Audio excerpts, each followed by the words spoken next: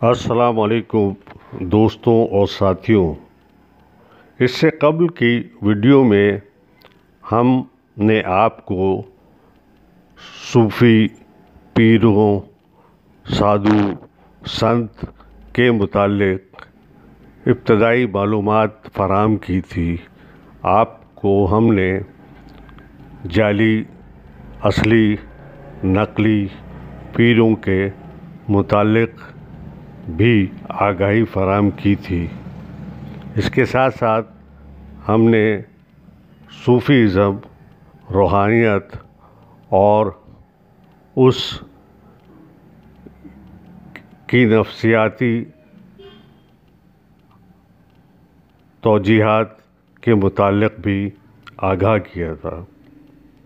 آج کی ویڈیو اسلامی تصوف کے متعلق ہے۔ تصوف کا لفظ اس طریقہ کار یا اسلوب عمل کے لیے اختیار کیا جاتا ہے جس پر کوئی صوفی عمل پیرا ہو۔ اسلام سے قربت رکھنے والے صوفی لفظ تصوف کی تعریف یوں کرتے ہیں کہ تصوف کو قرآنی اصطلاح میں تزکیہ نفس اور حدیث کی اصطلاح میں احسان کہتے ہیں۔ تصوف کی اس مذکورہ بالا تعریف بیان کرنے والے افراد تصوف کو قرآن و سنت کے عین مطابق قرار دیتے ہیں اور ابتدائی ایام میں متعدد فقہی علماء اکرام بھی اسی تصوف کی جانب مراد لیتے ہیں۔ پھر بعد میں تصوف میں ایسے افکار ظاہر ہونا شروع ہوئے کہ جن پر شریعت اور فقہ پر قائم علماء نے نہ صرف یہ کہ ناپسندیدگی کا اظہار کیا بلکہ ان کو رد بھی کیا۔ اللہ تعالیٰ کو صرف دین اسلام ہی پسند ہے۔ دین اسلام وہی ہے جو اللہ کے رسول محمد صلی اللہ علیہ وسلم نے اپنی زندگی میں پورا کر دیا۔ اس کے بعد کسی صوفی کو ترمیم یا تجدید کا کوئی حق نہیں پہنچتا۔ مختصر یہ کہ وہ مسلم علماء جنہوں نے اپنی توانائیاں جسم کے لیے معیاری خطوط رہنمائی کو سمجھنے پر مرکوز کی، وہ فقہی کہلائے، اور جنہوں نے اس بات پر زور دیا کہ سب سے اہم بات یا مہم درست فہم تک رسائی کے لیے عقل کی تربیت ہے، وہ پھر 3 مکتبوں میں تقسیم ہوئے: ماہرین الہیات، فلاسفہ اور صوفیہ۔ یہاں ہمارے پاس انسانی وجود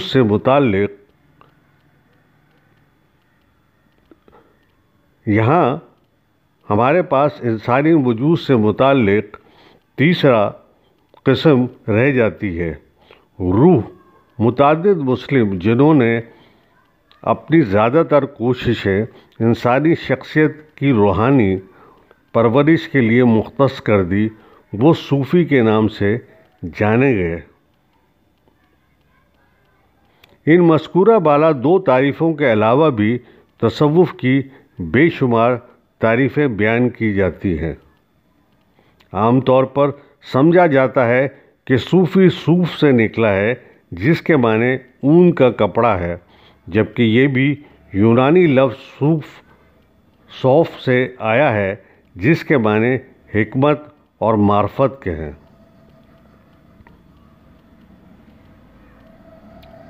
تصوف کا لفظ اسلامی ممالک بطور خاص برصغیر میں روحانیت، ترک دنیا داری اور اللہ سے قربت حاصل کرنے کے مفہوم میں جانا جاتا ہے، اور مسلم علماء میں اس سے متعارض اور متفق دونوں اقسام کے طبقات پائے جاتے ہیں۔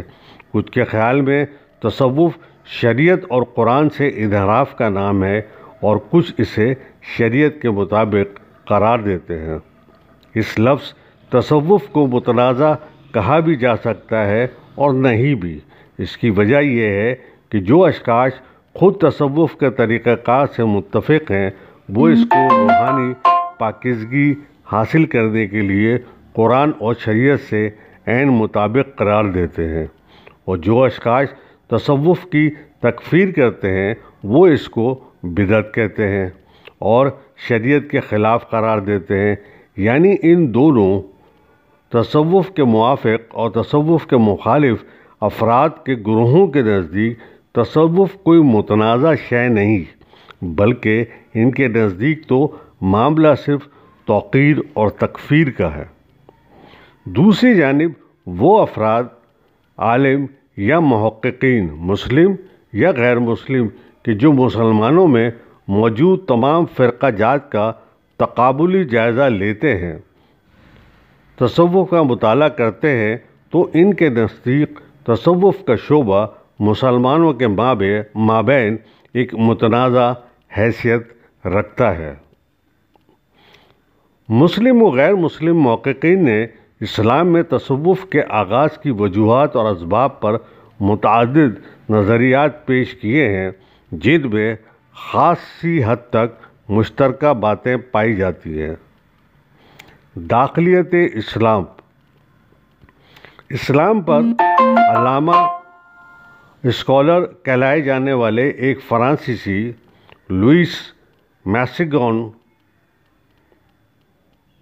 جو کہ 1883 سے 1962 تک موجود تھے، نے تصوف کو داخلیت اسلام قرار دیا ہے، یعنی اسلام کو اپنے آپ میں داخل کر لینا۔ اس کے مطابق قرآن کی مسلسل تلاوت، مراقبہ اور تجربے سے تصوف پیدا ہوا اور بڑھی۔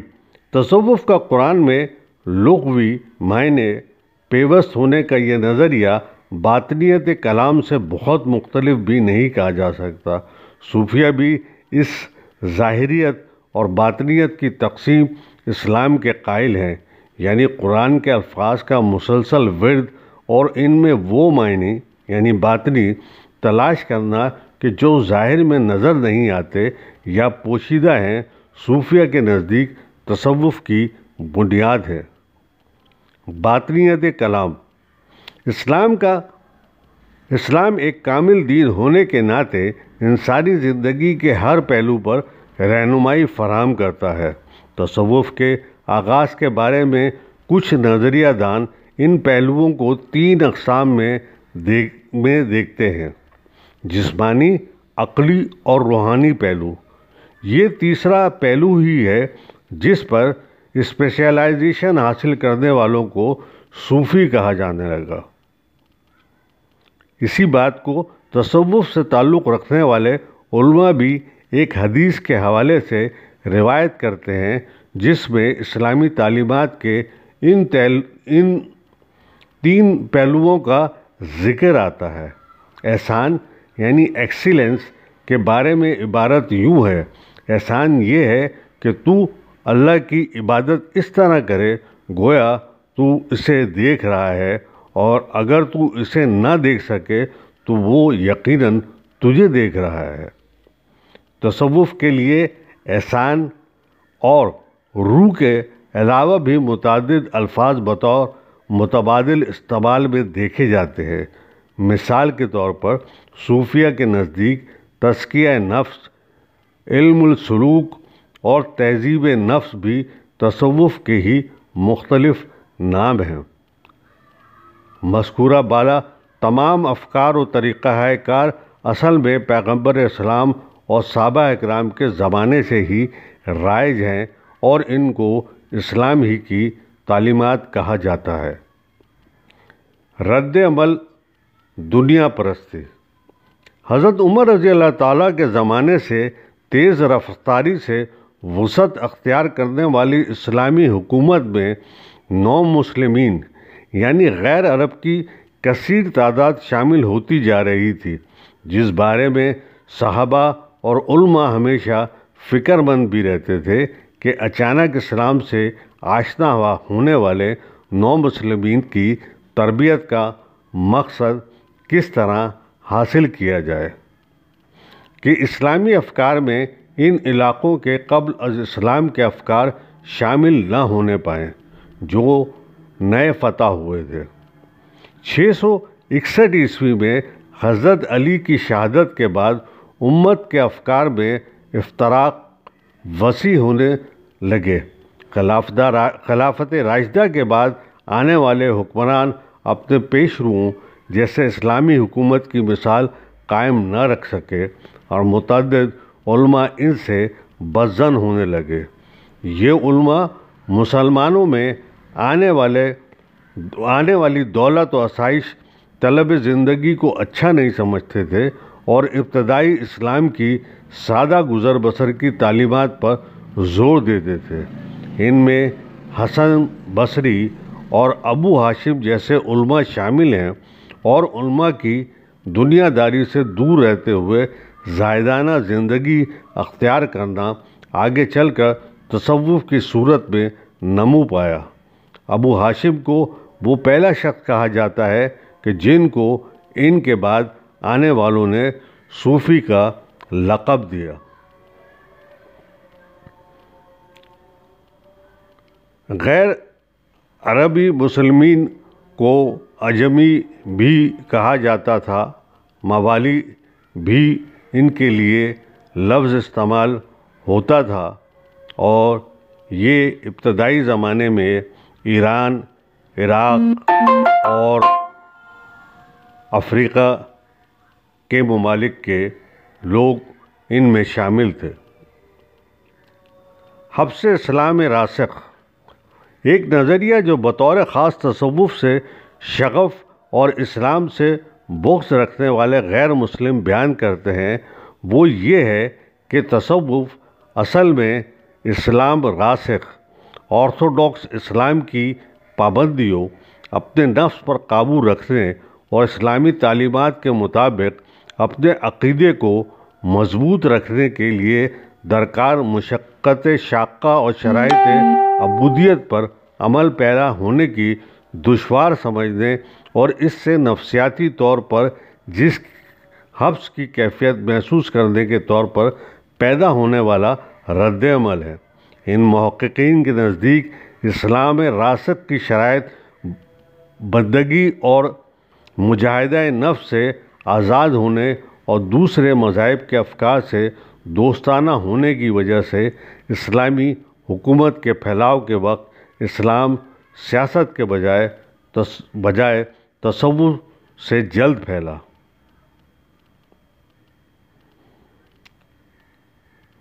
لفظ تصوف تو اصل میں خود اس پر عمل کرنے والے یعنی صوفی کے نام سے مشتق ہے، گویا صوفی کا لفظ تصوف سے قدیم ہے۔ رہی بات تصوف کی تعریف کی تو مختلف نقطہ نظر رکھنے والے افراد کی جانب سے تصوف کی مختلف تعریفیں بیان کی جاتی ہیں۔ سیدھے سادے الفاظ میں تو تصوف کی تعریف یوں بیان کر سکتے ہیں کہ تصوف اس طریقہ کار کو کہا جاتا ہے جس پر صوفی عمل پیرا ہوتے ہیں، جبکہ خود صوفیہ تصوف کی تعریف یوں بیان کرتے ہیں کہ تصوف اسلام کی ایسی شاخ ہے جس میں روحانی نشو و نما پر توجہ دی جاتی ہے۔ صوفیہ تصوف کی متعدد جہتوں میں اللہ کی ذات شعور حاصل کرنا ہے، روحانی کیفیت اور ذکر، رسمن اور جسمن اور شریعت بیان کرتے ہیں۔ دیوبند مکتبہ فکر جن پر وہابی ہونے کا الزام لگایا جاتا ہے کہ ایک عالم اور اشرف علی تھانوی صاحب کے خلیفہ کہلائے جانے والے محمد مسیح اللہ خان تصوف کی تعریف یوں بیان کرتے ہیں کہ اعمال باطنی سے متعلق شریعت کا شعبہ تصوف اور سلوک کہلاتا ہے اور اعمال ظاہری سے متعلق شریعت کا شعبہ فقہ کہلاتا ہے۔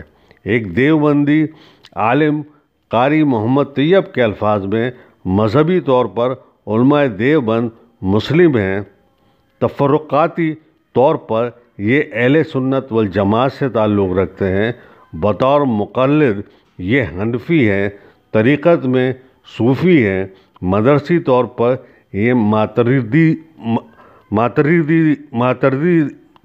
ہیں اور سلوک میں چشتی ہیں۔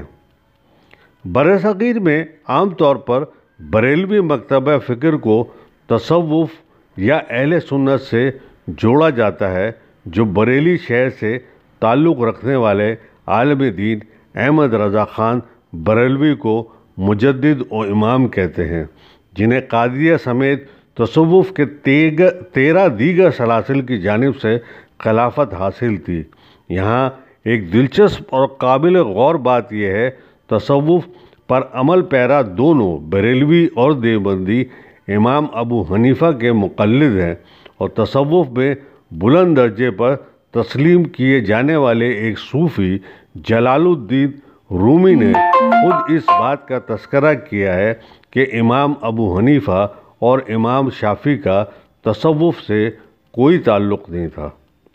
تصوف سے نالا علماء اسلام اور سلفی حضرات کی تصوف کی تعریف دیکھی جائے تو ان کے مطابق تصوف محمد صلی اللہ علیہ وسلم کے بعد اسلام میں پیدا ہونے والی ایک بدعت ہے، اور یہ کہ تصوف قرآن و سنت کے مطابق نہیں ہے، لیکن ان میں ایسے علماء بھی نظر آتے ہیں جو چند صوفیہ جیسے امام غزالی کو تکفیر صوفیت کے دوران مستثنی رکھتے ہیں۔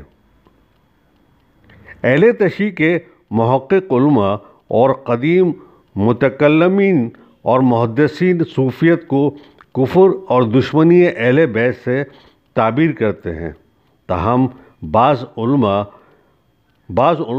عرفان کے نام پر صوفیت کے قائل ہیں۔ ان کے نزدیک تصوف عملی معرفت کا نام ہے، اور عرفان سے مراد ایسے علوم کی لی جاتی ہے کہ جو حواس اور تجربات سے نہیں بلکہ باطنی کشف سے حاصل ہو۔ فی الحال یہ تحقیق ظاہری اور باطنی والا فلسفہ ہی ہے جس کے لیے ایرانی علاقوں میں عرفان نظری تھیوریٹیکل گنوسس کی اصطلاح بھی مروج ملتی ہے۔ شیعہ اور سنی تصوف میں مشترکہ خصوصیات پائی جاتی ہیں اور ان کو مدغم کرنے کی کوشش بھی کی جاتی ہے۔ تصوف کی مذکورہ بالا تعریفوں کے بعد اگر حجت تمام کے لیے غیر مسلمین اور بطور خاص مستشرقین کا تصوف کے بارے میں نظریہ دیکھا جائے تو بہت سے حقائق واضح ہو جاتے ہیں، جن سے یہ معلوم ہو سکے گا کہ غیر مسلم تصوف کو اسلام سے کس طرح جدا دیکھتے ہیں۔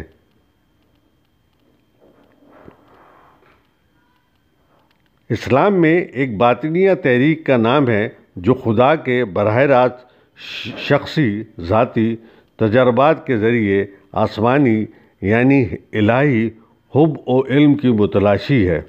صوفیت محمد صلی اللہ علیہ وسلم کے بعد ایسے اشخاص میں ایک منظم تحریک کے طور پر ابھری جو اسلام راسخ کو روحانی طور پر حبس نفس سمجھتے تھے۔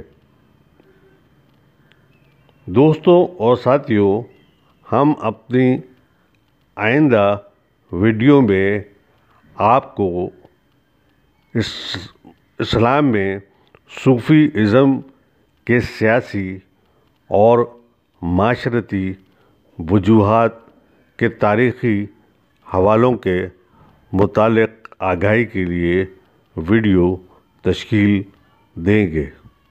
شکریہ۔